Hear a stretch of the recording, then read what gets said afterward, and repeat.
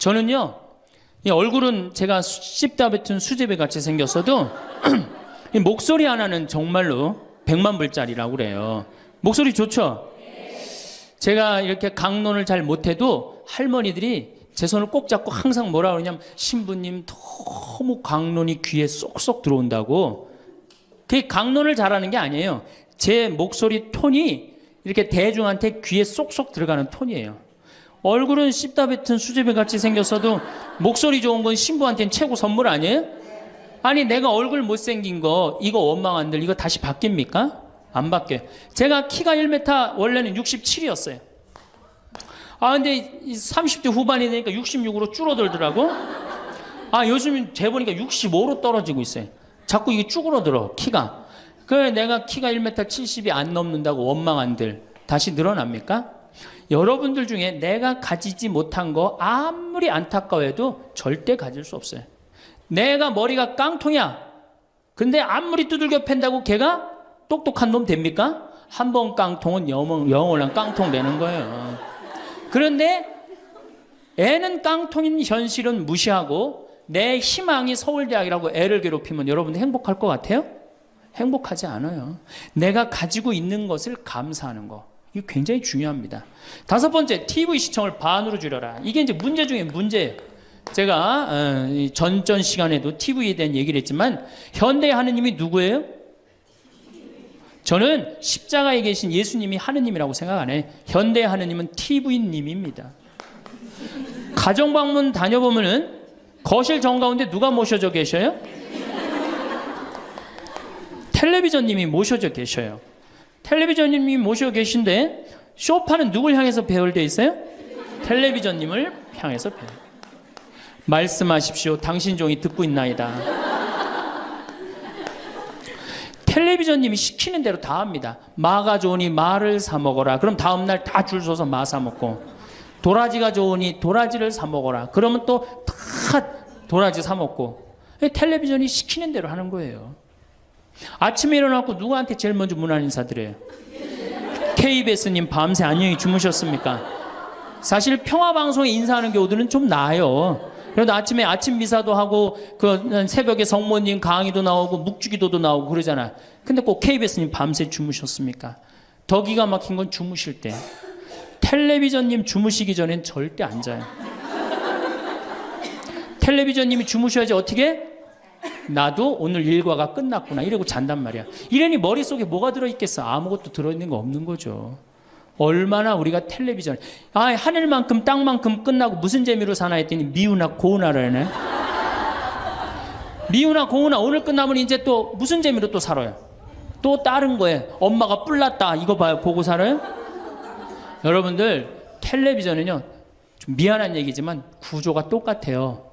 부잣집 아들 가난한 집 딸, 아니면 부잣집 딸 가난한 집 아들, 이룰 수 없는 사랑에 못된 시어머니. 예? 그렇죠? 그게 매년 똑같이 반복되고 똑같은 내용이에요.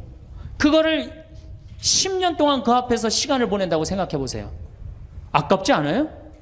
그 시간에 해야 될 일이 얼마나 많은데, 대화도 해야 되고 운동도 해야 되고 감사도 해야 되고 공부도 해야 되는데 이걸 전부 다 어디다 갖다 쏟아부어? 텔레비전에 갖다 쏟아부어요. 오늘 들려드릴 황창현 신부님의 행복 특강은 인생의 후반전을 행복하게 살아가기 위해 절대 놓쳐서는 안 될 명강의입니다. 이번 영상에서는 행복을 위한 10가지 인생 명언을 들려주시는데요. 이 10가지 중에서 몇 개나 지키면서 살아가고 계시는지 한번 세어보시면 좋겠습니다. 영상이 마음에 드신다면 구독과 좋아요, 알림 설정 부탁드립니다.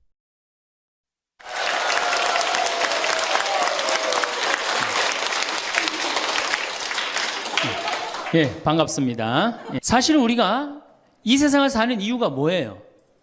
행복하려고 사는 거 아니에요? 이 세상을 사는 이유가 내가 자식 공부 열심히 시키고 내가 돈 많이 벌고 여러분들처럼 좋은 아파트 환경 좋은 데 가서 사는 이유도 다 뭐예요? 행복하기 위한 거예요. 그런데 이걸 뒤집어 보고 자세히 들여다보면은 행복이 뭔지를 모르고 어떻게 하면 행복하게 사는지를 모르고 내가 어떻게 돈을 쓰면 행복하게 사는지를 모르는 사람들이 대부분이에요. 뭐 때문에 사는지를 모르는 사람이 너무 많아요.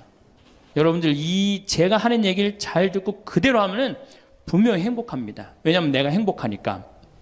첫 번째, 운동해라. 행복의 첫 번째 조건은 건강입니다. 몸이 아프면요, 아무것도 할 수 없어요. 몸이 아픈 건 뭐든지 귀찮습니다. 몸이 아프면 자신감도 없습니다. 몸이 아프면은 돈도 빠져나갑니다. 그러니까 내가 행복하려고 그러면 제일 먼저 뭐 하면 돼요? 운동하면 돼요. 그래서 30분 정도, 일주일에 3번 정도 몸 안에 산소를 충분히 공급해 줘야 돼. 몸 안에 산소를. 그러면은 모든 기관이 다 좋아져요. 산소 공급해 주는 제일 좋은 방법은 뭐예요? 걷는 거, 산에 가는 거. 그리고 뭐 그것도 여의치 않으면 여러분들 스트레칭 하는 거. 그리고 내가 조금 돈이 있다. 수영장 가는 거. 수영장 가는 거 참 좋아요. 벤자민 플랭클린이라는 사람이 미국의 독립 선언문을 기초한 분이에요. 이분이 뭐라고 그랬냐면 여러분들 잘 아는 유명한 얘기입니다. 재산을 잃으면 조금 잃은 거고 명예를 잃으면 반을 잃은 거고 건강을 잃으면 다 잃었다 그랬어요. 건강을 잃으면 다 잃은 거예요. 저도 원래 관절염이 있었어요. 그래갖고 내 동창들이 나보고 40살 네가 넘어서 살면은 이별여행 가준다고 그랬어요. 세계 이별여행. 그때까지 못 살 것 같았거든. 그리고 내가 보자 신부 때도 교우들이 나한테 그랬어요. 아, 신부님 곧 쓰러져서 죽을 것 같아요. 그랬어요. 정말로 그렇게 건강이 안 좋았어요. 근데 제가 수영을 하면서부터 건강해지기 시작해서 수영하면서 지금 수영장 25m 풀 40밖에 한 번도 안 쉬고 돕니다. 한 번도 안 쉬고. 그거 어려운 거 아니에요. 조금만 여러분들 투자하면은. 그걸 이제 그런 이 건강에 자신이 생기니까 요즘 뭐를 해요? 스킨스쿠버 다이빙을 합니다. 이게 지구상에 여러분들이 보는 건 30%예요. 70%는 어디가 있어요? 바다에 가 있어요. 바다 안에 들어가 보면 정말로 아름답고 신비해요. 그러니까 건강하니까 옛날엔 꿈도 못 꿨죠. 제가 바다에 들어간다는 건 꿈도 못 꿔. 나 하나 걸어 다니기도 힘들었는데. 근데 지금은 너무너무 좋고 행복해요. 건강의 행복의 첫 번째 조건은 뭐예요? 건강이야. 여러분 오늘 당장에 집에 가갖고 신부님 지금 애 키우고 너무 돈이 좀 빠듯합니다. 쉬운 방법이 하나 있어요. 집에 가서 학원 끊어요. 애들 학원. 학원만 끊으면 여러분들 뭐가 생겨? 돈이 생겨요. 그 돈 가져와갖고 여러분들 건강 먼저 챙기세요. 그게 자식을 위하는 길이에요. 그래서 행복하려면 뭐 해라? 운동해라. 두 번째, 감사해라. 이거 참 우리가 못하는 것 중에 하나예요. 하루에 5가지씩 감사라는 거예요. 하루에 5가지씩. 저는요, 이 얼굴은 제가 씹다 뱉은 수제비 같이 생겼어도 이 목소리 하나는 정말로 100만 불짜리라고 그래요. 목소리 좋죠? 제가 이렇게 강론을 잘 못해도 할머니들이 제 손을 꼭 잡고 항상 뭐라 그러냐면 신부님 너무 강론이 귀에 쏙쏙 들어온다고. 그게 강론을 잘하는 게 아니에요. 제 목소리 톤이 이렇게 대중한테 귀에 쏙쏙 들어가는 톤이에요. 얼굴은 씹다 뱉은 수제비 같이 생겼어도 목소리 좋은 건 신부한테는 최고 선물 아니에요? 아니 내가 얼굴 못생긴 거 이거 원망한들 이거 다시 바뀝니까? 안 바뀌어요. 제가 키가 1m 원래는 67이었어요. 아 근데 30대 후반이 되니까 66으로 줄어들더라고. 아 요즘 재보니까 65로 떨어지고 있어요. 자꾸 이게 쭈그러들어 키가. 그래 내가 키가 1m 70이 안 넘는다고 원망한들 다시 늘어납니까? 여러분들 중에 내가 가지지 못한 거 아무리 안타까워해도 절대 가질 수 없어요. 내가 머리가 깡통이야. 근데 아무리 두들겨 팬다고 걔가 똑똑한 놈 됩니까? 한 번 깡통은 영원한 깡통 되는 거예요. 그런데 애는 깡통인 현실은 무시하고 내 희망이 서울대학이라고 애를 괴롭히면 여러분들 행복할 것 같아요? 행복하지 않아요. 내가 가지고 있는 것을 감사하는 거. 이거 굉장히 중요합니다. 제가 군대 가기 전에 우리나라를 한 바퀴 여행을 해야 되겠다. 그리고 청량리에서 기차를 타고 강릉 앞바다에 딱 도착을 했는데 새벽에 태양이 뜨는데요. 구름 한 점 없는 바다에서 태양이 뜨는데요. 불덩어리가 떠오르는 거예요. 전 지금도 그걸 보여주게 하신 하느님 아버지한테 정말 감사해요. 여러분들 그런 태양 보신 적 있으세요? 3대가 공을 쌓아야지 봅니다. 바닷가에 사는 사람들도 잘 못 봐요. 왜냐하면은 뜰 때 항상 구름이 이렇게 깔려 있지 그냥 맨 바다가 있기는 그것이 절대 그 쉬운 게 아니에요. 근데 내 그때 그 막 군대 가기 바로 직전에 하느님께서 그 태양을 보여주실 때 제 마음이 어떻겠어요? 이거는 얼마나 감사해요. 그러니까 매일매일 감사해야 돼요. 저는 맨날 수원에 있는 어머니 아버지한테 감사하잖아요. 이렇게 인사. 예. 이렇게 목소리 좋게 놔주셔서 감사하다고. 또 작년에 제가 아프리카를 갔었어요. 아프리카를 갔는데 세렝게티 초원을 갔어요. 세렝게티 초원이 얼마나 넓으냐면 서울서부터 대전까지 한 평야예요. 딱 한눈에 펼쳐져요. 믿어지지가 않죠. 가서 보세요. 신부님 무슨 돈으로? 학원만 안 보내면 다 생깁니다. 학원만 안 보내면 다 생겨요. 그런데 서울서부터 대전까지 딱 펼쳐졌는데 마침 누때 이동 시기에 우리가 같이 이렇게 다니는 거하고 맞물렸어요. 200만 마리가 이동을 하는데 여러분들 200만 마리 상상이 가요? 그 푸른 초원에 누때 200만 마리가 이동을 하는데 내가 이 하느님이 창조의 세상에 내가 들어와 있구나. 그걸 느끼는 거예요. 감사하는 거예요. 그리고 우리 인생 돌아보면요. 억울한 것, 분한 것만 생각하면 여러분들 도움 돼요? 우리가 습관을 잘못 길렀어요. 우리 할머니들 나하고 대화 꼭 해보면은 내가 지난번 강의 때도 말씀드렸지만 뭐 신부님 내 말 좀 들어보세요. 그럼 꼭 대동아 전쟁부터 참 억울하고 분한 것만 다 나열한단 말이야. 그럼 그 인생 행복하겠어요? 인생 돌아봐서 즐거웠던 거, 행복했던 거. 여러분들 아이가 첫 걸음 뛰었을 때 행복했어요? 안 행복했어요? 그때 막 흥분됐죠? 그렇게 행복했던 순간은 다 까먹고 억울하고 분한 것만 그대로 차곡차곡 쌓아놓으면 그 사람이 행복할 것 같아요? 내 아이가 처음으로 엄마라고 그랬을 때 행복했어요? 안 행복했어요? 그럼 그것만 생각하라는 거예요.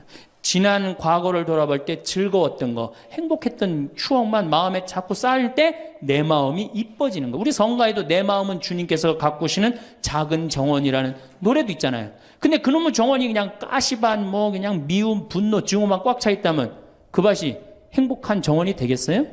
정원이 안 됩니다. 여러분들 아파트 입주했을 때 동백지구에 행복했어요? 안 행복했어요? 행복했죠. 그 앞뒤로 산이 다 있고 얼마나 좋아요. 그렇죠? 그런 것만 하란 말이에요. 자식이 깡통인 거 막 거기에만 매달려 있고 그러지 말고. 그래서 5가지 감사를 드리라는 거예요. 우리는 감사드릴 이유가 얼마나 많아요. 여러분들 나무는 한번 저 자리에 딱 심어지면은 100년이고 1000년이고 움직일 수 있어요, 없어요? 근데 우리는 움직여갖고 지금 경기도 이 강원도까지 와갖고 여러분들 맑은 공기, 이 꽃 가득한데 여러분들 산책하는 거 보니까 꽃 속에서 꽃이 산책하는 것 같아. 너무 보기 좋더라고. 얼마나 좋아요. 물고기는 물 속에서만 살 수 있어요. 그렇죠? 근데 우리는 하늘도 날고 땅도 걷고 바다도 들어가고 인간으로 태어난 게 얼마나 풍요로워요. 인간은 굉장히 풍요로운 존재예요. 생명력에 있어서. 그 풍요로움을 내가 마음껏 누리고 느끼고 살아가는 사람이 있는가 하면은 뒷방에 처박혀갖고 원망하고 분노하고 저주하는 사람, 그리고 살아가는 사람이 있어요. 여러분 어느 걸 선택하시겠어요? 먼저 거를 선택하시는 게 굉장히 중요해요. 그래서 항상 감사해라. 3번째, 대화해라. 이게 100년 살 사람들의 숙제 중에 숙제입니다. 대화가. 왜냐하면 이게 30년 공자님 시대엔 평균 연령이 38세였어요. 대화할 시간이 어디 있어요. 애 놓고 애 키우고 그러다 죽기 바쁜데. 근데 지금 애가 다 직장에 다니고 손자 손녀까지 낳는데도 내가 죽어요, 안 죽어요? 그러면 그 많은 시간 뭐 하고 살 거예요? 그 많은 시간 대화하고 살아야 돼. 나하고 영적으로 맞는 사람하고 이야기하는 거 굉장히 중요합니다. 영적으로 맞는 사람이랑 대화하는 거. 나는 우리 신부들하고 대화하는 거 참 좋아하는데, 나는 우리 그 동기 신부들도 뭐 친한 편이지만은 우리 선배들하고도 많이 친해요. 내가 아주 좋아하는 신부 베드로 신부가 작년에 나하고 북유럽을 여행을 가기로 했는데, 이 신부가 몸이 아파갖고 다시 복귀를 해. 그러니까 이제 다시 본당 신부로 발령을 받아서 이렇게 일반 여행을 가기 싫고 성지순례를 가고 싶었나 봐요. 나하고 약속을 깨고 저는 혼자 북유럽을 가고, 이 신부는 메주고리를 갔다 왔어요. 메주고리를 갔다 왔는데, 내가 이제 교구청 강의 나가거나 교구에 강의 나갈 일이 있으면 그 집에서 잠을 잘 자요. 이제 그 성지순례 갔다 오고 난 다음에 그 집에서 잠을 자는데 그 신부가 미안했는지 성지순례 갔다 온 이야기를 해주는 거예요. 메주고리는 40년 동안 성모님이 4명한테 매일 발현한대요. 한 명한테는 부활 때, 성탄 때, 또 한 명한테는 8월 10, 매달 15일에 이렇게 발현을 한대요. 그곳에 이제 갔는데 거기서 신부님을 한 분 만나셨대요.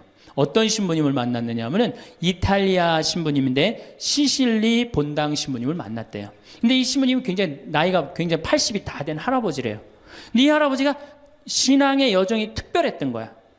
이 할아버지 신부님은 태어나면서부터 엄마가 뭐라고 그랬냐면 너 신부되라, 너 신부되라 그랬대요. 그러니까 머릿속에 딱 신부에는 아무것도 박혀 있는 게 없는 거예요. 그리고 엄마가 얼마나 무서웠느냐 하면은 주일미사를 빠지면은 빨개 벗겨갖고 내쫓았대요. 신부될 놈이 주일미사를 빠진다고. 그리고 일주일 굶겼대요. 그러니까 한 번도 다른 걸 생각해 본 적이 없는 거, 무서워갖고 엄마가. 그리고 자기는 신부가 팔자인 줄 아는 거예요. 그래갖고 신부가 됐으니 뭐가 행복해? 자기가 원한 것도 아닌데 이끌려서 그냥 신부가 됐는데. 그래갖고 정말로 신앙심 없이 이 신부님이 10년을 그냥 살았대요.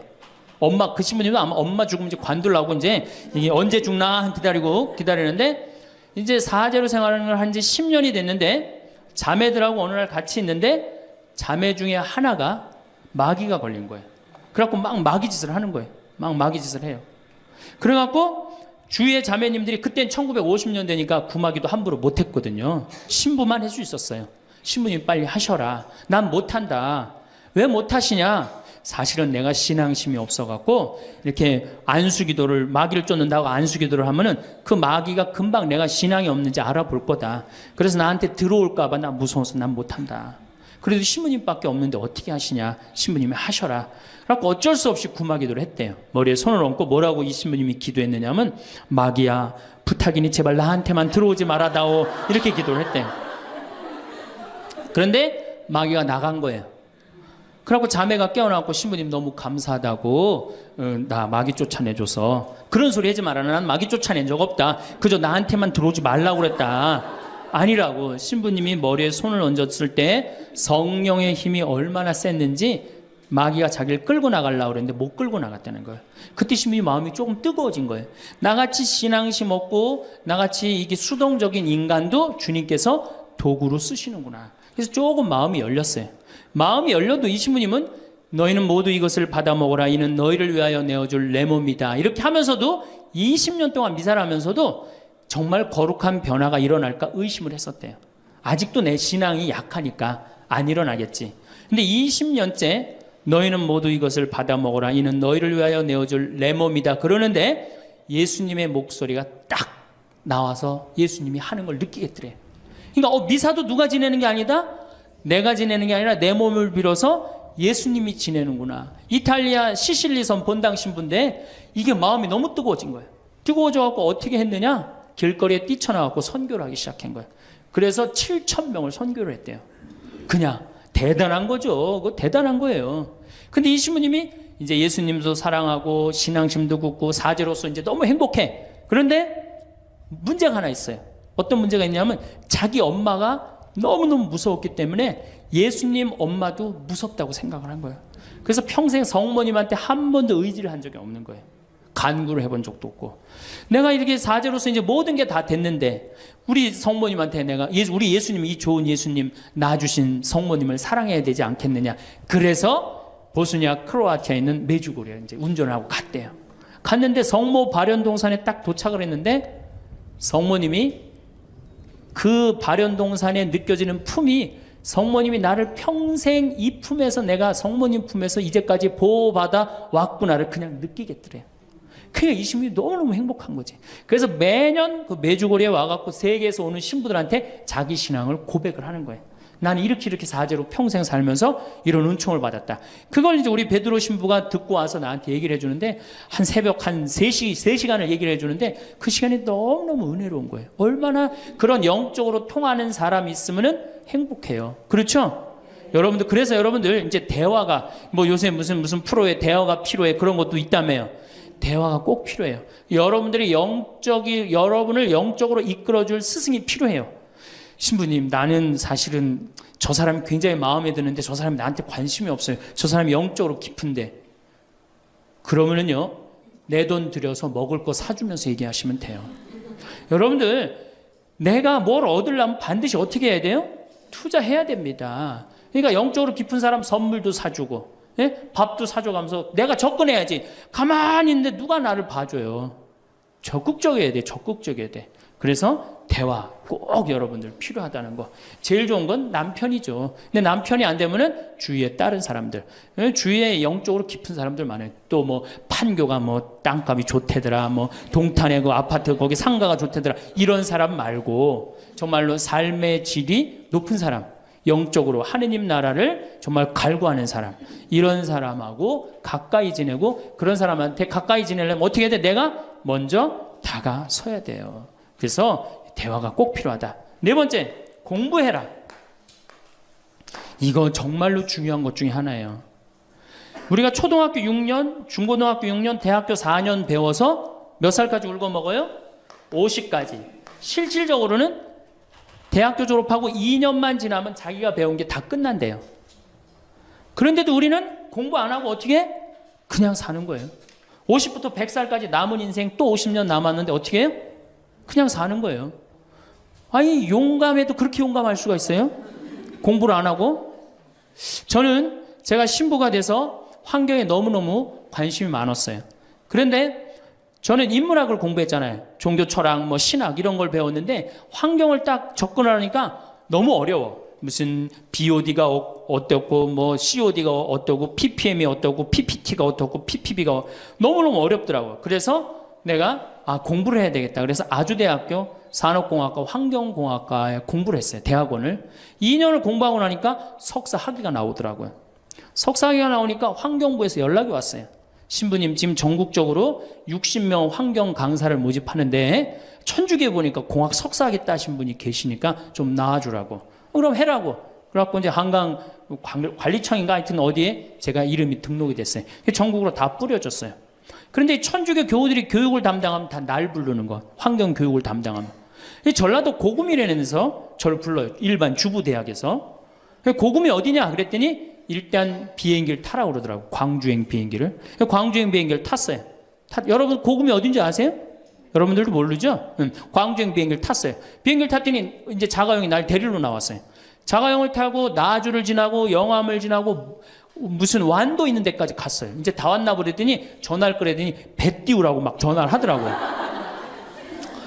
배를 띄워갖고 배를 타고 섬으로 건너갖고 거기서 또 차를 타고 30분 정도 들어가니까 전라도 고금도라는 데예요. 우리나라 맨 끝머리.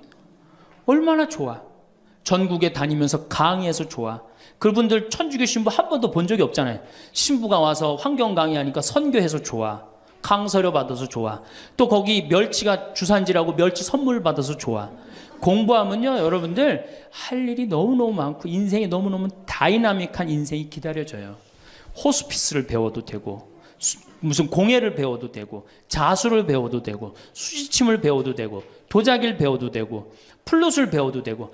남은 인생이 50년이란 말이에요. 50년. 여러분들 50년이 짧아요? 앞으로? 그런데 공부 안 하고 그냥 버티고 그냥 살 거예요? 이제 공부하셔야 돼요. 공부를 하셔야만이 여러분들의 인생이 행복해집니다. 다섯 번째, TV 시청을 반으로 줄여라. 이게 이제 문제 중에 문제예요. 제가 전전 시간에도 TV에 대한 얘기를 했지만 현대의 하느님이 누구예요? 저는 십자가에 계신 예수님이 하느님이라고 생각 안 해요. 현대의 하느님은 TV님입니다. 가정방문 다녀보면은 거실 정가운데 누가 모셔져 계셔요? 텔레비전님이 모셔져 계셔요. 텔레비전님이 모셔 계신데 쇼파는 누굴 향해서 배열되어 있어요? 텔레비전님을 향해서 배열. 말씀하십시오. 당신 종이 듣고 있나이다. 텔레비전님이 시키는 대로 다 합니다. 마가 좋으니 마를 사 먹어라. 그럼 다음날 다 줄 서서 마 사 먹고, 도라지가 좋으니 도라지를 사 먹어라. 그러면 또 다 도라지 사 먹고. 텔레비전이 시키는 대로 하는 거예요.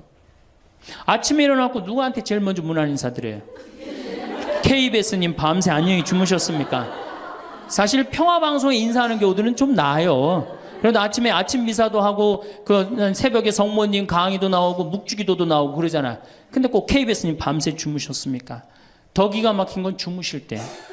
텔레비전님 주무시기 전엔 절대 안 자요. 텔레비전님이 주무셔야지 어떻게? 나도 오늘 일과가 끝났구나 이러고 잔단 말이야. 이러니 머릿속에 뭐가 들어있겠어? 아무것도 들어있는 거 없는 거죠. 머릿속에 책을 읽어야 될 거 아니야. 책을. 우리나라 사람들처럼 책 안 읽는 사람 없어요. 10명 중에 4명이 1년에 한 권도 안 읽는데요. 이 중에도 한 권도 안 읽는 사람들 많을 거예요. 심각한 겁니다. 예.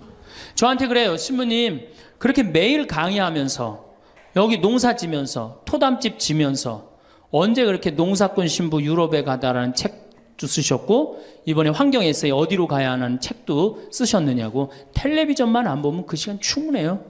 여러분들 하루에 3-4시간씩 무슨 일 집중해서 한 6개월 하면은 무슨 일 만들어내지 않겠어요?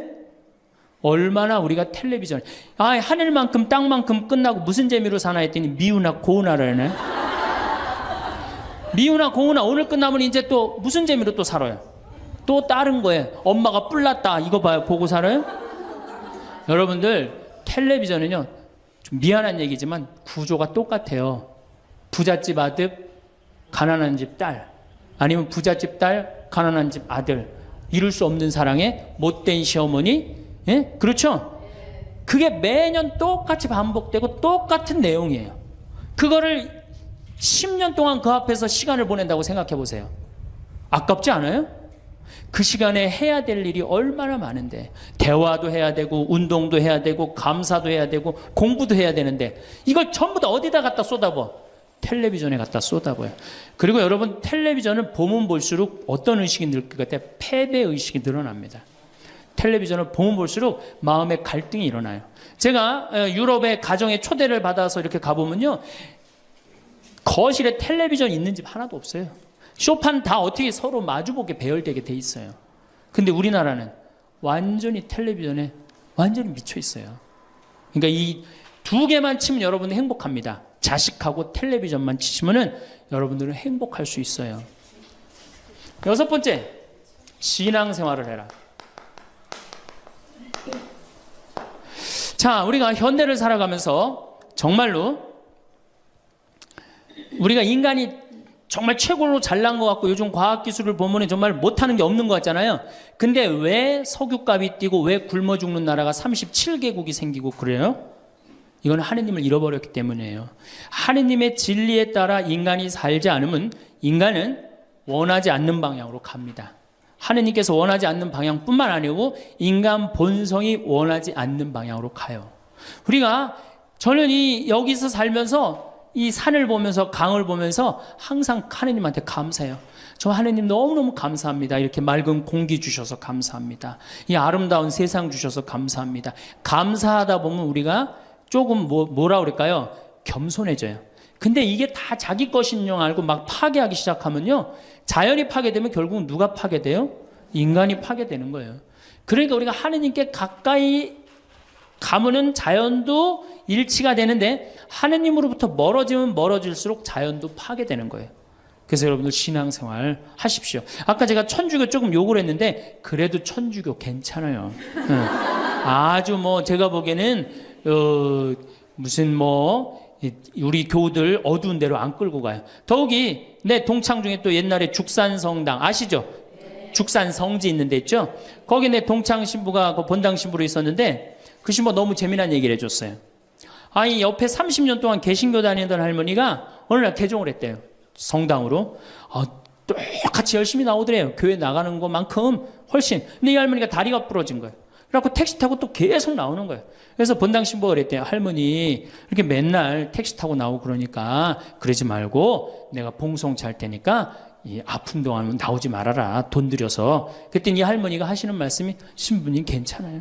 그래도 이 성당 다녀보니까 저 교회 다닐 때보다 여기 성당 다니는 게 훨씬 싸게 먹히니까 걱정하지 말라고.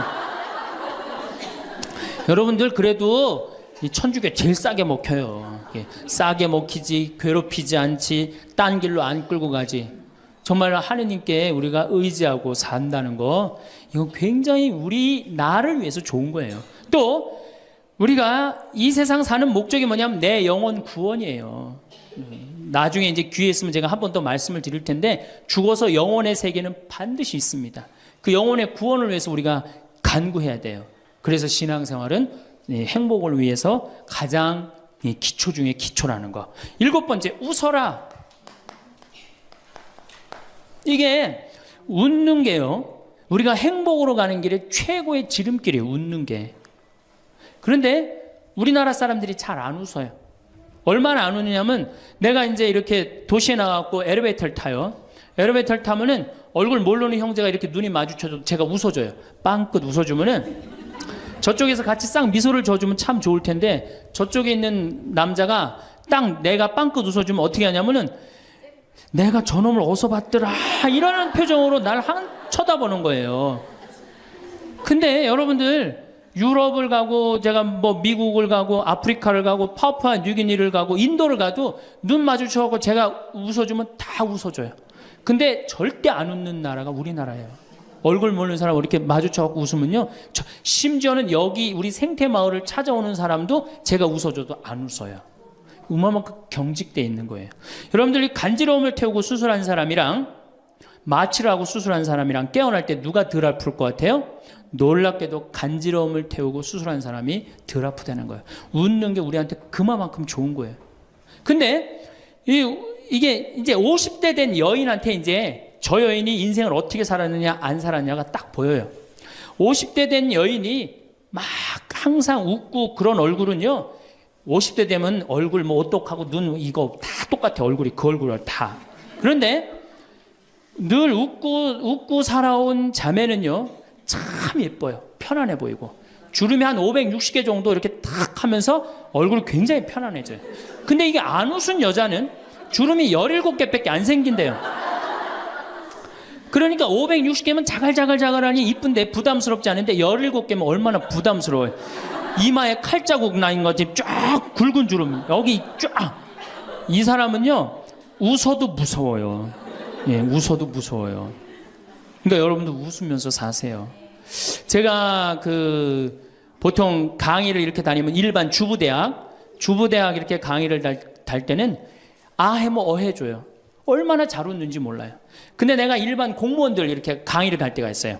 특히 무슨 뭐 이렇게 과장들 뭐 이런 그런 분들 한 번은 한 200명을 강의를 했는데 죽는 줄 알았어. 내가 2시간 내내 한 번도 안 웃는 거예요. 내 강의를 듣고. 그런데 여러분들, 남녀 수명의 차이가요 6년이 납니다. 6년이.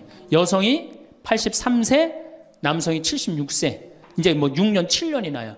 전 그 원인이 어딨나 가만히 생각해 보더니 여자는 참 잘 웃어요. 깔깔거리면 자기네들끼리. 남자는 직장에 가도 안 웃고 집에 와도 안 웃고, 그러니까 빨리 죽는 거야. 여러분들 오늘 여기서 많이 웃었으니까 내가 보기에는 120살이 아니라 123살까지 살 것 같아요. 네. 오래 살으면 안 되긴 안 되는데 안 죽는 걸 어떻게 해요? 이제 안 죽는 걸 어떻게 해요? 나도 그거 잘 아는데, 여러분들 민주주의하고 공산주의가 결정적으로 갈린 이유가 뭐라고 생각하세요? 승패가 어디에 있다고 생각하세요? 저는요, 공산주의를 이렇게 보면요, 웃음이 없어요. 그렇죠? 가만히 생각하면 공산주의 생각하면 소련, 동독 뭐 이런 거 생각하면 웃음이 있어요, 없어요? 없죠? 그런데 민주주의 생각하면 유머가 있고 웃음이 있고 영화를 봐도 즐거운 영화만 있잖아요. 공산주의는 막 딱딱하고. 결국은 그래서 망한 거예요.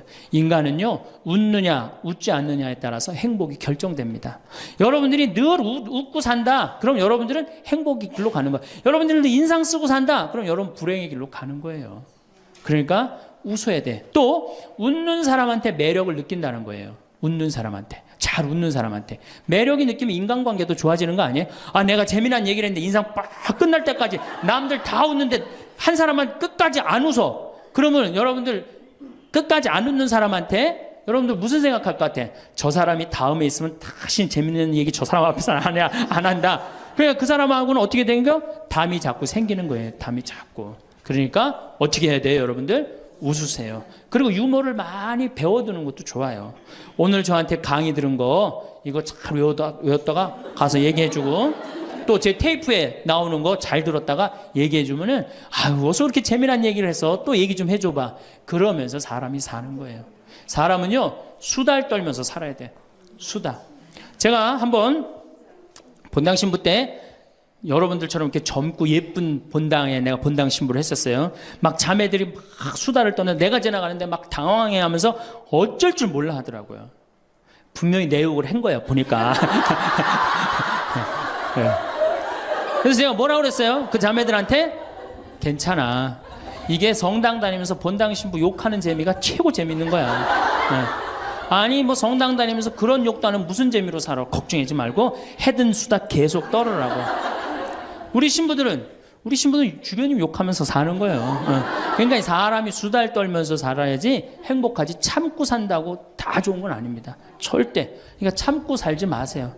제발. 이거 우리 성당에 뭐 원수를 사랑해라, 왼뺨을 대면 다른 뺨을 돌려대라, 이거 아주 미치는 교리 중에 하나예요. 여러분들 다 사랑할 수 있어요? 여러분들 주위에 있는 사람 다 사랑할 수 있어요? 다 사랑하는 사람 딱 두 종류예요. 미치든가 예수님처럼 빨리 죽든가. 둘 중에 하나예요. 우리는 다 사랑할 수 없어요. 그러니까 다 사랑하려고 그러다가 미치지 말고 내가 좋은 사람, 내 마음에 드는 사람에 더 많은 시간을 뺏기고, 아니 뾰족한 놈이 있단 말이야. 별난 놈이 있고. 네? 그렇죠? 근데 내가 이 사람한테 가면 자꾸 찔려. 그런데 성당에 갔는데 서로 사랑하시오 그래갖고 다음에 또 갔는데 여기 또 찔려. 그래갖고 또 너무 미운데 성당에 가니까 또 내 탓이오 3번 하고 난 다음에 사랑해 제가 가서 또 찔려.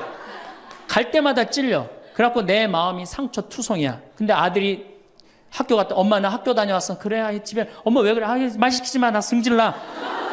여러분들 차라리 그렇게 찔리는 게 나아요. 그 사람을 안 보고 기쁜 마음으로 있다가 아들을 기쁘게 맞이하는 게 나아요. 이 사람 안 만나도 여러분들 인생 안 망가져요. 이 사람 안 만나도 억지로 가서 그 찔리지 마시고, 안 만나면 시간이 지나면 이 사람 이뻐져요. 근데 막 가서 막 들이대고 막 이게 삐죽한 놈한테 가갖고 계속 나는 구역장이니까 끝까지 사랑해야지 그러고 가다가 미치든지 죽든지 둘 중에 하나를 합니다.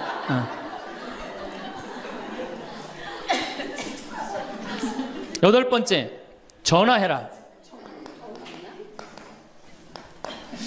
자, 여러분들, 제가 저는 수원교구 신부예요. 수원교구 신부인데 저는 뭐 다행히 우리 원주교구 주교님이 허락을 하셔서 여기 평창에 들어와서 살고 있습니다. 근데 사실은 신부는 본당 신부가 최고예요. 뭐라고 그래도 교우들하고 함께, 아이들하고 함께, 할머니 할아버지들하고 함께 살 때 신부는 행복한 거예요. 저는 여러분들 이제 오늘 가시면은 여기 정막 강산이에요. 여기 해 떨어지면요 내 다리도 안 보여요. 내 다리도. 해 떨어지면 내 다리도 안 보여. 여기 아까 잠깐 앉아서 신부님 너무 경치가 좋다고 그러는데 딱 하루 좋은 거예요. 하루 좋은 거지. 이걸 일주일, 2주일 여기 해 떨어져 갖고 뭐 산책 나가면 내 다리도 안 보이는데 어딜 산책을 나가요. 굉장히 외롭습니다. 여기 앞에도 전원 5세대가 돌았는데 3세대가 우울증으로 나갔어요. 그럼 나도 여기서 교우들 뭐 몇천 명 속에서 살다가 평창에 들어와서 살면은 우울증 걸릴 수 있잖아요. 내 동창이 20명이거든요. 동창이 20명이나 되는데 왜 나한테 전화하는 놈 한 놈도 없지? 걔네들이 날 잊은 건 아닐까? 나는 왜 교구 밖으로 와서 이 고생을 하고 살까? 난 우울하다. 그럼 알아주는 놈 누가 있어요? 아무도 없어요. 어떻게 하면 돼? 내가 먼저 전화하면 되잖아. 아주 너무 쉬운 거 아니에요. 내가 전화해갖고 너 성당은 잘 짓고 있느냐? 너 요즘 큰 성당에 갔는데 어떻게 잘 지내냐? 내일은 내 동창이 또 우리 집에 와서 있겠대. 몸이 안 좋아갖고. 그러니까 그 전화를 하니까 동창들이 와서 안식년도 여기 와서 지내고, 아프면 여기 와서 지내고, 허리 수술에도 와서 지내고. 그러니까 외롭지 않은 거예요. 사랑도 먼저 하는 게 중요한 거지 나한테 누가 해주지 않을까? 죽을 때까지 안 찾아옵니다. 남녀의 사랑 문제가 아니라 인간이 살아가면서 그런 거예요. 그러니까 내가 먼저 전화하라는 거예요. 굉장히 중요한 거. 내 동창 중에 지금 보구마국장, 우리 수원교구 보구마국장 내 동창인데 얘가 로마로 유학을 갔어요. 있기 전에도 뭐 친하게 지냈지만 유학을 갔는데 이놈이 한 달에 3번 어김없이 전화하는 거예요. 생태마을 농사는 잘 되냐? 잘 돼. 그럼 또 다음에 전화해갖고 생태마을에 피정은 많이 들어오냐? 많이 들어와. 또 다음에 전화하고 너 몸은 안 아프냐? 안 아파. 다음 달에 또 전화해. 생태마을 피정은 많이 들어오냐? 생태마을에 농사는 잘 되냐? 6년 동안 변함없이 전화하는 거예요. 내가 전화 한번 우리 성당 여기 사무실로 전화해갖고 우리 사무장한테 우리 저기 황 신부님 뭐하고 지내느냐고 그 정도로. 그러니 싫어할래야 싫어할 수가 있어요? 얼마나 나를 그렇게 전화해주는 고마워. 그 흠이 있다면 꼭 수신자 부담으로 하는 것 빼고는 너무너무 좋아요. 여러분들도 전화번호를 적어놓고 그렇게 하십시오. 9번째, 시간이 없으니까. 자, 자기 자신을 사랑해라. 자기 자신을 사랑하지 않는 사람은 어느 누구도 사랑할 수 없어요. 자기 자신을 사랑하지 않는 사람은. 근데 이게 50대 된 아줌마들을 보면 다 쌈순이야, 쌈순이. 자식 보면 자식 보고 싸워요. 내가 너한테 해준 게 얼만데 서울대학도 못 가고 저 지방대학 가고 자취비 무슨 뭐 등록비 이런 거 내 속을 새기냐 그러고 아들 보면 싸워요. 누워갖고 그냥 빈둥빈둥거리면 이 왼수 같은 놈아 나가 돼지라 그러고 남편 보면은 남편 보고 싸워요. 당신 나한테 시집 와갖고 나한테 해준 게 뭐 있냐 그러고 내가 눈이 뼈지 시집 오기 전에 내가 그때 눈이 뼈지 저 인간을 믿고 내가 시집을 왔다 그러고 남편 보고 싸워요. 시어머니 보면 시어머니 보고도 싸워. 왜 죽지도 않고 날 이렇게 괴롭히냐고. 왜 쌈순이가 될까요? 우리나라 40, 50대 주부들이 자기가 행복하지 않기 때문이에요. 다 해주면은 이게 자기 도리라고 큰 착각을 합니다. 그런데 시간이 가면 갈수록 상실감을 느껴요. 이젠 본인이 행복하려고 노력하세요. 여기 암 걸린 분들, 마지막에 이제 더 이상 살 수 없는 분들이 나한테 와갖고 면담을 해요. 특별히 자매님들이 나한테 면담을 할 때 울며 불며 통곡하는 얘기가 뭔지 아세요? 왜 다른 사람들한테는 그렇게 최선을 다했는데 왜 나한테 한 번도 맛있는 거 안 먹이고 나한테 좋은 거 한 번도 구경 안 시켜주고 왜 한 번도 나한테 못 해줬느냐고. 그런데 이제 죽으니 너무너무 나 자신이 불쌍하고 나 자신이 너무너무 억울하다는 거예요. 여러분들이 이제 자신을 위해서 쓰세요. 우리나라처럼 이렇게 자식한테 끝까지 대주는 나라는 아무 나라도 없어요. 미국은 졸업하고 30년 동안 대학 학비를 갚습니다. 다 자기가 갚아요. 우리나라처럼 결혼할 때까지 다 대주는 나라는 아무도 없어요. 그런데도 부모 자식 지간이 가장 안 찾아가는 나라가 우리나라가 1등이에요. 사랑이 제대로 안 된 거죠. 제대로 된 사랑을 안 하는 거죠. 나도 본당 신부로 이렇게 있으면서 냉면을 먹고 싶어. 그럼 총회장이 사줄래나 부회장이 사줄래나 성모회장이 사줄래나 안 기다립니다. 냉면 먹고 싶으면 어떻게? 내가 가서 사 먹어요. 내가 냉면 먹고 싶은지 누가 알아? 내가 가서 사 먹으면 되지. 그러니까 아무도 못 얻어먹어서. 그럼 이제 가을 지나고 나는데 가을 때 강론 때 내가 교우들이 여기 3,500명이라며 교우가 3,500명 냉면 하나도 못 사 먹었 얻어먹었다. 그럼 교우들이 무슨 생각할 것 같아? 우리 신부님 챙겨주는 사람 하나도 없고 빨리 장가 보내드려야 되겠다. 이런 생각한단 말이에요. 그래서 나는 내가 사 먹어요. 내가 사 먹는 동시에 혼자 사 먹으면 청승 맞잖아요. 회장님들 데려가서 내가 사줘요. 내 돈으로. 신부님 무슨 돈이 있어서? 나 강사료 많으니까 다 사줘요. 근데 우리 천주교 교우들은요 먹고 떨어지는 법이 없어요. 언제 효과가 나타나? 내 영명 죽일 때 다 돌아와요. 그러니까 어떻게? 나도 행복하고 교우들도 행복하고 얼마나 좋아. 자기 자신을 사랑하십시오. 자기 자신을 귀하게 여겨야만이 그런 나를 보고 다른 사람이 행복한 거예요. 엄마가 맨날 인상 쓰고 있으면 자식이 행복하겠어요? 남편이 행복하겠어요? 시어머니가 행복하겠어요? 늘 밝은 모습으로 이렇게 행복하게. 그러니까 여러분들 자신을 사랑하세요. 10번째, 시간이 없으니까 맨 마지막으로는 이웃에게 친절해라. 이게 이제 문제 중에 문제예요. 우리 천주교 교우들이 무겁게 신앙생활 합니다. 십자가의 길도 하고 양심 성찰도 하고 때로는 묵상도 하고 심하게는 관상기도까지 막 어디 다니면서 해요. 근데 실질적으로 그렇게 무겁게 신앙생활 하는 만큼 이웃한테 넉넉하냐? 넉넉하지 않아요. 1,000원 갖고 얼마나 치사하게 구는 줄 아세요? 여러분들 1,000원 가지고 정말 1,000원 때문에 막 갈등하고 괴로워하고 힘들어하고 얼마나 그런 줄 아세요? 여러분들 전철을 탔어요. 마음 편안하게 딱 앉아있는데 갑자기 누가 바구니를 들더니 맹인이 어두운 밤에 캄캄하 이러면 이때부터 갈등하기 시작하는 거야. 이 1,000원을 줄까 말까 이때부터 괴로워하고 얼굴이 빨개졌다 하여졌다. 누가 주래 옆에서? 누가 그런 적도 없는데 내가 100만 원 갖고 괴로워하면 또 이해를 해요. 이건 1,000원 가지고 딸랑 1,000원 가지고 줄까 말까. 그리고 뒷꼭지를 보고 뭐라 그래? 그래도 1,000원을 줄걸. 하느님이 이런 나를 보고 하늘에서 무슨 생각할 것 같아요? 저걸 천당에 데리고 올까 말까. 뭐하러 십자가의 길을 하고 뭐하러 이렇게 심각하게 참회절을 해요. 이런 거 하나도 제대로 못할 거라면은. 재작년에 여기 물폭탄이 터졌어요. 그래갖고 다 잠겼어요, 평창에. 근데 안성에 있는 요셉 양로원, 농아 양로원 할머니들이 전화가 왔어요. 수녀님을 통해서. 신부님 우리가 돕고 싶다는 거예요. 아니 무슨 무료 양로원 있는 할머니들이 돕느냐. 자기네들이 정부에서 나오는 돈이 있대요. 그래서 1,000원씩 고수톱 칠 때 고리도 뜯고 음식물 남기면 1,000원씩 모은 돈이 50만 원을 모아뒀대요. 그래서 여기 우리 형제 중에 조립식에 사는 형제가 집이 다 떠내려갔어요. 그래서 와라. 그랬더니 80만 원을 갖고 왔어. 할머니들이. 한 4, 5분이 말 못하는 할머니들이. 그리고 이불 12채, 전기밥솥 하나. 아니 무료 양론에 사는 할머니도 1년에 한 번씩 돕는다는데 그 살기 좋대는 동백에서 살면서 한 번도 안 도우면은 여러분들 천당 갈 것 같아요? 못 가. 아니 우리가 너무 이웃한테 인색하게 살아요. 여러분들 교황님이요 뭐라고 그러셨느냐 하면은 나는 행복했습니다.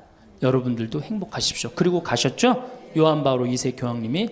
저는 그 말이 이 세상 어떤 명언보다도 명언이라고 생각해. 인간으로 와서 행복하게 살아야 돼요. 갈 때 행복하게 가야 돼요. 여러분들 신앙생활하는데 우울하게 하면 안 됩니다. 정말 내가 하느님 믿는 거 아니야. 온 우주의 아버지가 내 아버지 아니에요. 주인이 얼마나 행복해. 뭐 때문에 여러분 고통스러운지 아세요? 욕심 때문에 고통스러운 거예요. 그 욕심만 조금만 내다버리면 마음이 얼마나 자유로워요. 다닐 때도 얼마나 많고 구경할 때도 많고 얼마나 아름다워요. 우리 그냥 대한민국처럼 아름다운 나라가 어디 있어요. 세계에서 제일 아름다운 나라가 대한민국이에요. 다녀볼 때 너무 많아. 결론으로 자 여러분들 지금 오늘 이제 집에 가면은 당장에 경복궁 먼저 가세요. 경복궁의 비원을 한번 가보세요. 그 조경이 얼마나 멋있어. 뭐 남편 손을 잡든 자식 손을 잡든 친구 손을 잡든 가갖고 도시락 해갖고 거기서 딱 까먹으면 바로 왕비만 바로 되는 거 아니에요? 옛날엔 거기 누가 들어갔어요? 지금은 들어갈 수 있어요 없어요? 있잖아요. 5,000원 10,000원만 내면 5,000원만 되면 왕비가 될 수 있는데 그 행복한 길을 우리가 땅바닥 우울하게 쳐다보느냐고 못 찾아가고 있는 거예요. 그래서 전 여러분들이 행복했으면 좋겠어요. 여러분들이 행복해야지 대한민국이 행복합니다. 예, 감사합니다. 황창현 신부님의 행복특강이 어떠셨나요? 황창현 신부님께서 말씀해 주신 행복의 조건 10가지를 요약해 보겠습니다. 첫째, 운동하라. 행복의 첫째 조건이 건강이다. 건강을 잃으면 다 잃는 것이다. 둘째, 감사해라. 없는 것에 자꾸 불평하지 말고 가지고 있는 것에 5가지씩 감사하라. 셋째, 대화하라. 영적으로 통하는 사람과 대화하라. 넷째, 공부해라. 평생 공부한다는 마음으로 공부해라. 다섯째, TV 시청을 반으로 줄여라. 여섯째, 신앙생활을 해라. 일곱째, 많이 웃어라. 여덟째, 전화해라. 사랑도 먼저 하는 것이 중요하다. 아홉째, 나 자신을 사랑하라. 자신을 귀하게 여겨라. 쌈순이가 되지 마라. 그리고 자식에게 너무 올인하지 마라. 열째, 이웃에 친절하라. 이 중에서 여러분은 몇 가지나 지키며 살아가고 계신가요? 황창현 신부님의 말씀을 듣고 저는 잔주름이 많아도 웃는 얼굴이 평안해 보이는 사람이 되어야겠다고 다짐했습니다. 그리고 별난 사람과 억지로 잘 지내려다 가시에 찔리지 말고 내가 좋아하는 사람과 지내야겠다고 생각했습니다. 여러분은 어떤 다짐을 하셨나요? 마지막으로 80세를 지혜롭게 살아가는 6가지 방법에 대해 말씀드리겠습니다. 나이가 80세에 이르렀다면 어떻게 사는 게 바람직할까요? 여러분은 다음 문항을 보시면 어떤 생각이 드시나요? 사실은 먹고 싶지만 건강에 해롭다고 해서 참는다. 몸을 움직이기 힘든데 건강을 위해 무리하여 운동한다. 효과를 느끼지 못하면서도 오래 살려는 마음에 계속 약을 먹는다. 맞는 이야기라고 생각되시나요? 나이가 들수록 건강에 해로운 건 피하고 건강에 이로운 것은 꾸준히 실천하는 게 당연하다는 생각이 드는데요. 하지만 건강을 위해 했던 이러한 일들이 80세가 넘은 사람이라면 전부 자제할 필요도 무리할 필요도 없다고 합니다. 그래서 오늘은 우리의 일반적인 상식과는 다른 이야기를 해보려고 합니다. 현재 남성의 평균 수명은 82세, 여성은 88세입니다. 이 평균 수명은 앞으로 점점 더 증가해서 인생 100년 100세에 가까워질 것입니다. 그렇지만 아무리 오래 살 수 있다고 해도 건강 수명이 늘지 않으면 누군가의 손길을 필요로 하거나 침대에서 생활해야 하는 기간만 길어질 뿐입니다. 그 기간은 현재 남성이 9년, 여성이 12년입니다. 건강하지 못해도 오래 살고 싶다라고 생각하는 사람도 있을 테지만 가능하면 힘차고 건강하게 살아야 됩니다. 80세 이후는 70대와 완전히 다릅니다. 어제까지 가능했던 일이 오늘은 안 되는 상황을 수없이 맞닥뜨립니다. 컨디션 난조를 겪는 일도 잦아집니다. 무거워서 드는 것조차 못하게 되는 암담한 순간을 맞게 되는 나이입니다. 또 치매인가라는 생각에 자신감을 잃는 일도 있을 겁니다. 리모컨을 어디에 뒀는지 기억조차 없는 당황스러운 상황을 자주 겪기도 하는데요. 배우자나 가까운 사람의 죽음을 경험하면서 하루아침에 고독이나 절망에 사로잡힐지도 모릅니다. 순식간에 생로병사의 거대한 벽이 거친 파도처럼 덮쳐오는 것이죠. 이처럼 80세의 거대한 벽을 제대로 넘지 못하면 노년의 생활은 말 그대로 지옥이 되는 건데요. 반대로 말하면 우리가 이 80세의 벽을 잘 넘게 되면 행복한 20년의 노후를 보낼 수 있다는 얘기이기도 합니다. 여러분은 행복한 노후와 불행한 노후, 어느 쪽을 선택하시겠습니까? 80세의 벽을 잘 넘는 방법은 6가지가 있습니다. 80세의 벽을 넘어서는 방법. 첫 번째, 자식보다 배우자가 낫다. 나이 들어 함께 여생을 보내고 싶은 누군가가 생긴다면 재혼도 행복의 선택지 가운데 하나가 될 수 있는데요. 하지만 재산이 있는 부모라면 자녀들이 재혼을 반대하고 재산이 없는 부모라면 자녀들이 축복한다고 합니다. 왜 그럴까요? 재산이 있으면 자신에게 돌아올 유산의 몫이 줄기 때문에 반대하고 반대로 재산이 없으면 좋은 사람을 만나서 참 다행이에요. 외롭지 않고 행복한 노후를 보낼 수 있겠어요라고 한다고 합니다. 하지만 머릿속 한구석에는 부모님의 돌봄을 기대하는 계산도 들어있기 때문이지요. 70대 전반까지는 재혼 의사가 있으면 자녀들을 설득해서 재혼하는 사람도 많지만 이처럼 80대가 되면 자녀들의 반대에 꺾이는 사람이 늘어납니다. 그래서 결국 재혼을 포기하고 외롭게 지내다가 노예져서 돌봄을 받으며 생활하게 되죠. 그렇다고 재혼은 반대라고 했던 자녀가 내 돌봄을 완전히 책임지는 것도 아닙니다. 나이 들어서 병들고 아프면 자식들은 소용없고 결국 배우자밖에 없습니다. 실제로 어떤 연구에 따르면 60대 이상을 대상으로 조사한 결과 배우자와 함께하는 사람들이 가장 행복감을 느끼고 삶에 더 많은 가치를 부여하며 살고 있다고 하는데요. 그래서 아무리 자식이 효도를 한다고 해도 배우자만 못하다는 겁니다. 내가 외롭고 아플 때 옆에서 지켜주는 사람은 배우자지. 가까이 살아도 쉽게 얼굴도 안 보여주는 자식들이 아니라는 겁니다. 몸이 아파서 급하게 보호자와 동행해서 병원을 방문해야 되는 일이라도 생긴다면 매번 자식들에게 부탁하기도 눈치 보입니다. 또 멀리 살고 있다면 급한 일이 있을 때 큰 힘이 못 됩니다. 미운정 고운정으로 같이 살고 있는 배우자만큼 남은 인생의 소중한 동반자는 없다는 얘기입니다. 그러니 배우자가 살아있을 때 서로에게 최선을 다하며 지내야 합니다.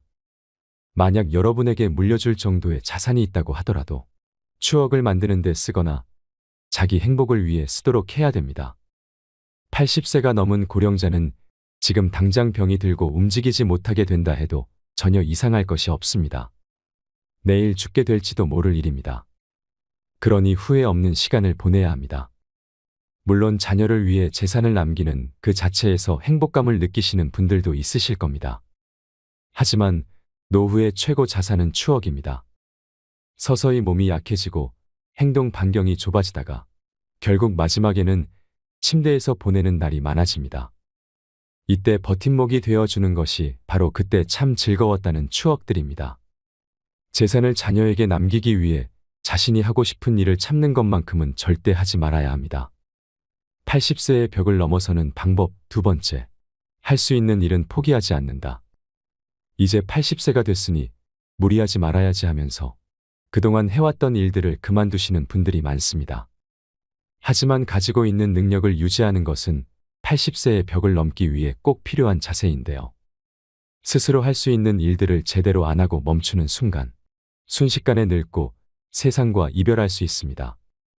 그래서 80대가 돼도 운전 면허증을 반납하지 마시고 운전이 가능하면 계속 하시라고 권해드립니다. 고령자는 인지 기능이 저하되어 운전하면 위험하다라고 단정짓는 행위는 완벽한 차별이라고 생각되는데요. 20살 대학생이 고급 외제차를 타고 고속도로를 폭주하다가 사망사고를 내면 큰 뉴스거리가 되지 않지만 80의 남성이 경자동차로 아내를 병원에 데리고 가다가 사고를 내면 비난을 받습니다. 실제로는 24세 미만의 운전자가 사고를 내는 비율이 더 높은데도 고령자에게 위험 딱지를 붙이고 있습니다.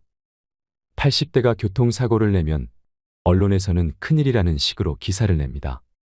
이러한 사회 분위기와 더불어 나이 들어 운전 면허증을 자진 반납하면 지원금을 주는 제도가 있다 보니 면허증을 반납하시는 분들이 많습니다.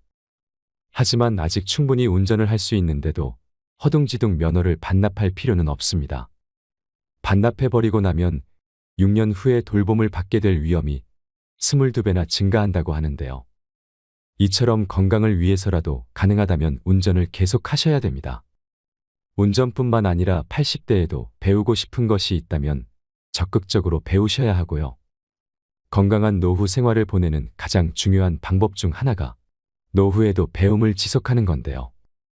80세가 넘었다고 집에만 계시는 것은 수명을 단축시키는 가장 안 좋은 방법입니다. 마음 맞는 친구를 만나든 취미 생활을 즐기시던 무언가에 흥미를 가지고 몰두하시는 것이 좋습니다. 80세의 벽을 넘어서는 방법. 세 번째, 참지도 말고 무리하지 말자. 80세가 넘어 사망한 사람을 부검하면 대부분 몸에서는 암이, 뇌에서는 알츠하이머 병변이 발견된다고 합니다. 하지만 생전에 이러한 사실을 몰랐던 사람도 적지 않습니다. 나이가 들면 몸에 여러 개의 병의 씨앗을 지니고 살아갈 수밖에 없습니다. 병의 씨앗이 언제 싹을 키울지는 아무도 알 수 없는데요. 오늘은 건강하다가도 노년에는 당장 내일 환자가 되기도 하고 눈을 뜨지 못할 수도 있습니다. 그렇기 때문에 80세가 넘으면 현실을 그대로 받아들이고 내일 당장 생이 끝난다 해도 후회가 남지 않는 시간을 보내시는 것이 가장 중요한데요. 80 이후 참거나 무리하지 않기는 후회 없는 노후를 만드는 가장 중요한 방법입니다. 저희 어머니는 맵고 짠 자극적인 음식을 좋아하시는데요. 건강을 생각해서 제발 드시지 말라고 잔소리를 많이 하는데 그때마다 먹고 싶은 걸 먹지 못하시니 스트레스를 많이 받으시더라고요. 이렇게 건강을 위한다는 명분으로 나이가 들어서도 먹고 싶은 음식을 참는 사람이 많습니다. 소식하고 달고 짠 음식을 피하고 기름진 음식을 자제하고 비만은 건강을 해친다는 사고가 많은 사람의 상식이 되었는데요. 이런 얘기는 60대까지는 건강을 해치는 원인이 되기도 하지만 80세를 앞두고 있다면 이러한 생각은 일단 접어두셔야 합니다. 고령자는 장기 기능의 저하로 식욕이 증가하는 경우가 있을 수도 있고 먹고 싶다는 욕구는 몸이 필요하다는 것이니 입에 당기는 음식은 마음껏 드셔야 됩니다. 체중 관리한다고 굶거나 식단 관리하지 마세요. 살이 좀 찐 사람이 오히려 더 오래 산다는 통계도 있습니다. 먹고 싶은 음식을 참으며 체중 조절하기는 스스로 수명을 깎는 행위입니다. 채식이 좋다고 매일 풀만 드시지 마시고요. 나이 들수록 단백질 섭취가 가장 중요하기 때문에 고기를 많이 드셔야 합니다. 그럼 여기서 술이나 담배는 이라는 질문이 되돌아올 수 있는데요. 술도 드시고 싶으시다면 몸에 주는 부담을 생각해서 저녁 반주를 즐기는 정도가 현명합니다. 지나친 음주로 몸을 제대로 가누지 못해 넘어지면 낙상으로 골절되어 한순간에 늙어버리는 비극도 적지 않기 때문입니다. 또 의외라고 생각할지 모르지만 담배의 폐해는 나이가 들수록 줄어드는데요. 실제 흡연으로 단명하게 된 사람은 고령이 되기 전에 사망하기 때문입니다. 즉 담배를 계속 피웠는데 80세까지 산 사람은 앞으로 금연하든 흡연하든 수명에는 큰 차이가 없다는 뜻입니다. 또 80대를 목전에 두고 운동을 열심히 하는 것도 아무런 도움이 되지 않습니다. 오히려 무리해서 운동하다 체내에 활성산소가 만들어지게 되면 노화를 촉진할 수도 있는데요. 80세 이후에는 그냥 30분 정도의 가벼운 산책 정도면 충분합니다. 80세의 벽을 넘어서는 방법. 네 번째, 건강검진을 받지 말자. 지금 80대는 건강검진 초기 세대로 건강검진을 절대시하는 경향이 있습니다. 물론 건강검진은 60대 정도까지는 큰 도움이 되겠지만 80세가 넘은 고령자에게는 그다지 도움되는 것이 없습니다. 80대를 목전에 두고 건강검진을 받아보면 정상으로 나오는 수치보다 비정상으로 나오는 수치가 더 많은 것이 일반적입니다. 건강검진에서 정상 수치라는 것은 평균치에 가깝다는 얘기입니다. 비정상 수치는 그 범위를 넘어 지나치게 높거나 낮은 사람을 말합니다. 수치는 본래 사람마다 다릅니다. 우리가 이 평균의 함정에 빠져서 사는데요. 체질이나 환경에 따라도 다르고 나이에 따라서도 다르며 체형이나 생활 습관에 따라서도 다릅니다. 어디까지가 정상이고 어디까지가 비정상인가 문제가 아니라 정상치라도 병에 걸리는 사람이 있고 비정상치라도 병에 걸리지 않는 사람이 있다는 겁니다. 80세가 넘어서도 문제없이 사는 사람은 그 자체가 건강하다는 증거입니다. 다시 말해서 정상이라는 증거죠. 그런데 의사가 환자를 보지 않고 수치만 보고서 진단을 내린다면 어떻게 될까요? 정상치에 맞추도록 약을 처방한다는 답은 명확합니다. 환자는 지금의 건강과 기력을 잃게 됩니다. 80세가 지난 고령자는 암에 걸려도 수술할 필요가 없습니다.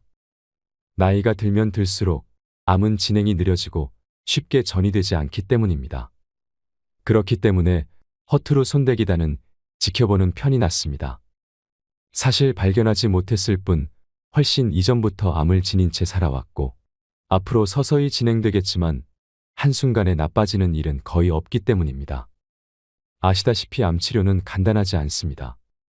수술이든 화학치료든 몸에 심각한 부담을 줄 수밖에 없는데요. 체력이 크게 떨어지는 80세 이상의 고령자는 평소 생활로 되돌아가지 못할 확률이 높다는 걸 명심하셔야 됩니다.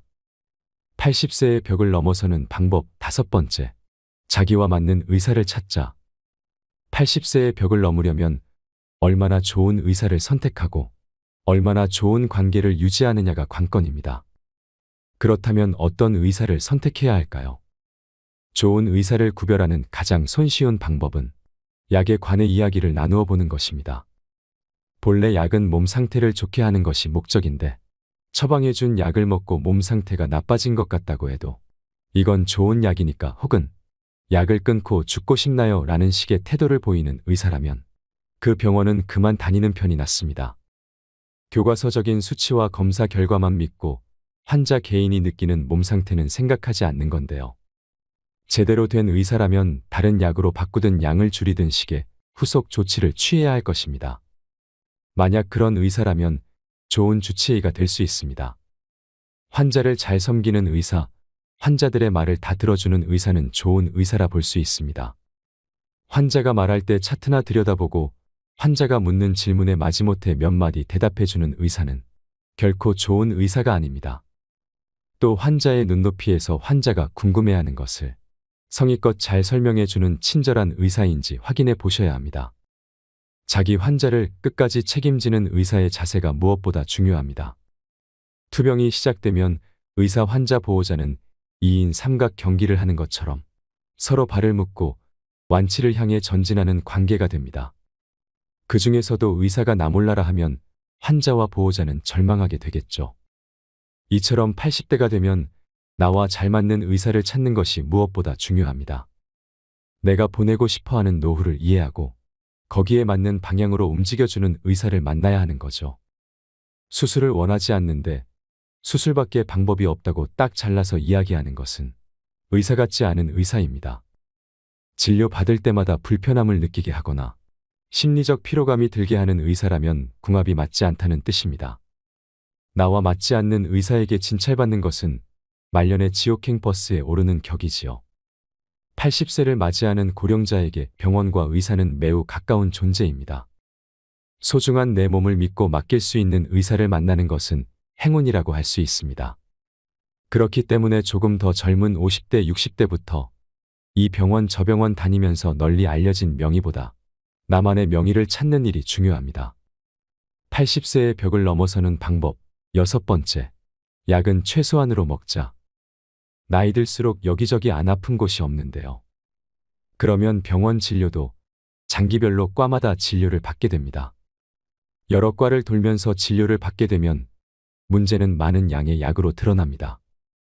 예를 들면 검사 결과 혈압이 높다면 순환기 내과에서 혈압 강화제를 처방합니다. 거기다 혈당치가 높다는 사실을 알게 되면 내분비 내과에서도 약을 주게 되는데요. 각기 다른 전문의에게 약을 처방받았더니 다량의 약을 복용해야 하는 상황이 심심찮게 생깁니다. 또 약의 종류가 많아질수록 중복으로 약을 처방받을 확률도 높습니다. 예를 들어 소화 기능이 떨어지는 경우에는 약의 위장을 보호해주는 위장약이 들어가는데 다른 목적으로 처방된 약들을 함께 복용하게 될 때 위장약이 포함되어 있으면 중복으로 복용하게 되는 셈입니다. 위장약은 위산 분비를 억제해 약을 복용할 때 속쓰림 등을 방지해 주지만 과도하게 섭취할 경우에는 장염이나 폐렴 위험이 커집니다. 또 순환기 전문의가 진료를 하고 나서 높은 콜레스테롤 수치를 약으로 낮추면 면역 기능이 저하되고 암이 진행되기 쉬우면서 감기나 독감에 쉽게 걸립니다. 혈관계 이상으로 죽는 게 아니라 암이 진행되거나 폐렴으로 죽게 될 수 있는 거죠. 이렇게 되면 약이 되는 것이 아니라 독이 될 수도 있다는 사실을 기억하셔야 합니다. 이런 장기별 전문 진료는 60대까지 효과가 있지만 80대 전후에는 별로 도움이 되지 않습니다. 특히 고령자일수록 많은 약을 함께 쓰면 문제가 됩니다.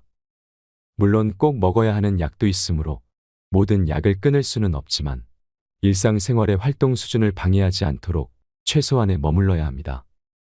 머리가 아프면 두통약을 먹고 위가 아프면 위장약을 먹으면 됩니다. 필요할 때 필요한 만큼만 먹는 것이 약의 올바른 사용법입니다. 약을 계속 먹어야 오래 산다는 근거는 어디에도 없다는 사실을 기억하셔야 됩니다. 80세 벽을 넘는 방법 6가지를 소개해 드렸습니다. 여러분, 황창현 신부님께서는 싫은 걸 억지로 하거나 참지 말고 좋아하는 일을 하며 살아가라고 하십니다. 아무리 후회해도 지난 날은 돌아오지 않기 때문입니다.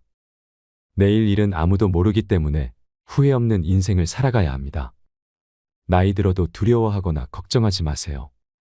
노후를 행복하게 보내려면 원하는 일을 하고 먹고 싶은 음식을 먹고 만나고 싶은 사람을 만나고 하고 싶은 말을 하면서 살면 됩니다. 이것이 행복한 노후와 불행한 노후를 가르는 기준입니다. 지금까지 애쓰고 고생하며 살아오셨다면 앞으로는 원하는 대로 살아보셨으면 좋겠습니다.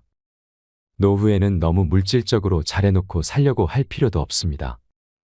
노후 준비 걱정하지 마세요. 밥만 먹고 살겠다, 이렇게 마음을 비우면 아무 문제가 없습니다. 훨씬 더 착하게 살고 운동도 더 열심히 하고 남들한테 희생도 하며 살아갈 줄 아는 당신이 아름답습니다. 80세의 벽을 넘어서 그 후 20년도 지혜로운 노년이 되시길 바랍니다. 이상으로 책틀맨이었습니다. 지혜를 쌓는 당신의 오늘이 아름답습니다. 더 좋은 영상으로 찾아뵙겠습니다.